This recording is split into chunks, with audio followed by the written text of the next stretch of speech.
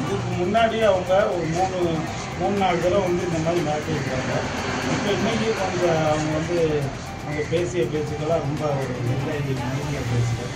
எனவே அந்த மோசஸ் மற்றும் ஒரு கூட்டாளி காலையில் வந்து அந்த 2 பேர் மேலேயும் தகுந்த நடவடிக்கை வந்து கேட்டுக்கொள்கிறேன். அப்போதான்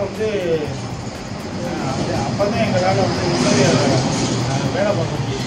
கண்டிப்பாக எந்த வண்டியை பிடிச்சாலும் அவங்க வந்து நிற்கிறாங்க. எந்த வண்டியை பிடிச்சாலுமே இது எங்கள் வண்டி விடுன்னா இது செக் போஸ்ட்டா இல்லை அவங்க எதுவும் செக் போஸ்ட் நடத்துகிறாங்கன்னு தெரியல. மேற்கொண்டு வந்து உயிருக்கே பாதுகாப்பு இல்லாத நிலைமை இருக்குது. ரொம்ப வெளிப்படையாகவே அவங்க கொலை மிரட்டல் வர்ற மாதிரி அவங்க பேச்சுக்கள் கூடாமல் கொலை பண்ணிடுவேன் அந்த மாதிரி தான் இருக்குது. கண்டிப்பாக வந்து இதை வந்து தகுந்த நடவடிக்கை எடுக்கணும்.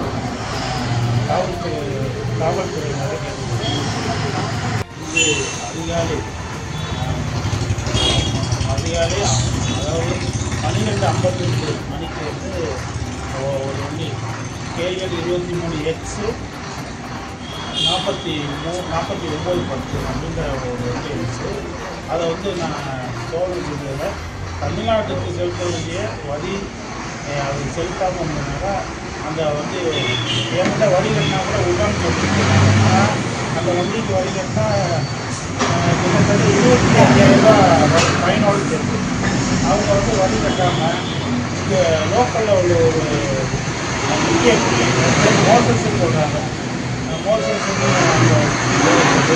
அவங்கள வந்து ஒன்றும் முடியுமா முடியாதுன்னு சொல்லி என்னை மிரட்டினாங்க. ஆனால் நான் மிரட்டலுக்கு பயப்படாமல் வண்டியை பிடிச்சி போட்டு போலீஸ் ஸ்டேஷனில் ஒப்படைச்சிட்டாங்க. அப்புறம் இன்னைக்கு காலையில் வந்து மோசஸ் அனுப்புங்க சொல்லி 2 பசங்க வந்தாங்க. 2 பசங்க வந்து வண்டியை வந்து விடுறீங்களா இல்லை வண்டியெல்லாம் ஒப்படைச்சிட்டேன் போலீஸ் ஸ்டேஷனில். அதுக்கப்புறம் இப்போ நான் பல தடவை சொல்லியும் கேட்காம வண்டியை விட முடியுமா முடியாதான்னு சொல்லி என்னை ஒரு 20 நிமிஷமாக என்கிட்ட ஒரே தகராறு பண்ணுறாங்க.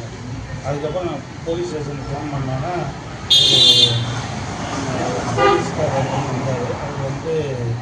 அவர் வந்து அதை பார்த்துட்டு இவங்க ஓடிட்டாங்க எல்லாருமே. இப்படி வந்து நம்ம ஒரு அரசுக்கு செலுத்த வேண்டிய வரியை வசூல் பண்ணுறதுல இவ்வளவு சிரமமாக இருக்குது. இங்கே ஒரு பாதுகாப்பே இல்லாத ஒரு சூழ்நிலை இருக்குது. கண்டிப்பாக இதில் வந்து காவல்துறையினர் வந்து நடவடிக்கை எடுக்கணும்னு கேட்கிறேன்.